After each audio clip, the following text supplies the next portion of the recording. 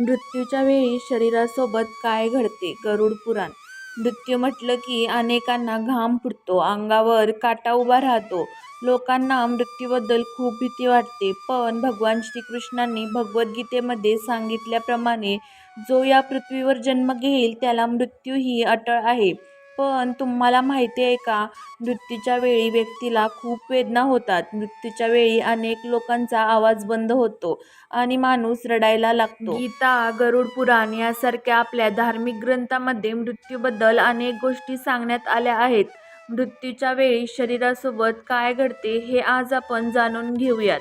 संसारात जन्म घेऊन मनुष्य पूर्वजन्मात केलेल्या चांगल्या वाईट कर्मांचे चांगले वाईट फळ भोगतो. मरण जवळ आले की कुटुंबाच्या ममतेच्या दुःखाने रडत रडत तो जीव कुटुंबातच त्याचे जीव त्यागतो.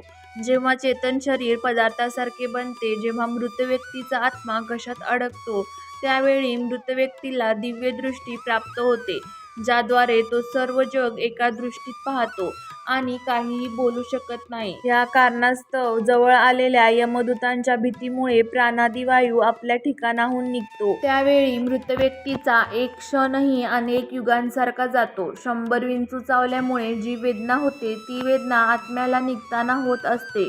यमदूतांच्या भीतीने त्या प्राण्याच्या तोंडातून लाळ पडू लागते.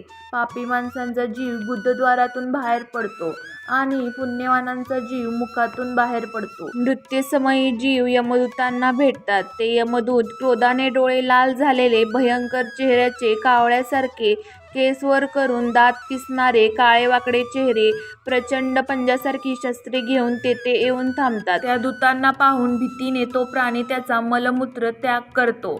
ओरडत तो आत्मा शरीरातून बाहेर पडतो आणि अंगठ्याच्या आकाराचं शरीर धारण करतो आणि तो आपल्या घराकडे मोहित होऊ पाहतो. त्या अंगठ्याप्रमाणे शरीराच्या गळ्यात दोरी बांधली जाते आणि अशा प्रकारे ओढून नेले जाते जसं की राजाचे सैनिक गुन्हेगाराला घेऊन जातात.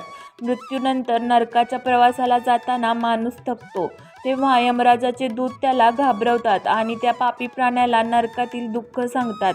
यावेळी व्यक्ती आपल्या सर्व पापांची आठवण करून चालते, ज्याचा विचार करून त्याचे हृदय थरथर कापायला लागते. तू नीच आहेस, लवकर चाल, तुला यमराजाच्या घरी जायचं आहे. लवकरच आम्ही सर्व तुला कुंभीपाक नावाच्या नरकात नेऊ. जे पुण्यवान लोक असतात त्यांना स्वर्गातील पार्षद आनंदाने आपल्या लोकांकडे घेऊन जातात. त्या यमदूतांच्या धमक्यामुळे त्यांचे हृदय तुटते. भीतीने थरथर कापत आणि त्याला आपल्या पापांची आठवण होते. त्या आत्म्याला वाटेत कुत्रे चावतात. वाटेत जेव्हा त्याला भूक आणि तहान लागते तेव्हा त्याला सूर्याच्या उष्णतेने तापलेल्या वाळूत वाऱ्याच्या वेगाने चालायला लावले जाते. जेव्हा त्याला सावली आणि विश्रांतीशिवाय वाटेवर चालता येत नाही तेव्हा यमदूत त्याला चाबकाने फटके मारून यमलोकात ओढत नेतात. अशा खडतर वाटेवर चालताना तो खाली पडतो, मोर्चा खातो आणि मग पुन्हा उठतो. अशा प्रकारे त्या आत्म्याला अंधाऱ्या यमलोकात नेले जाते. ते यमदूत त्याला नरक यातना दाखवतात. यमलोकात गेल्यावर तो प्राणी यमराजाला पाहतो आणि भयंकर नरकाच्या यातना पाहून यमराजाच्या आज्ञेने पुन्हा मानव जगात येतो. ही माहिती तुम्हाला कशी वाटली कमेंट करून नक्की सांगा. आवडली असेल तर लाईक करा, शेअर करा आणि चॅनलला नक्की सबस्क्राईब करा. धन्यवाद.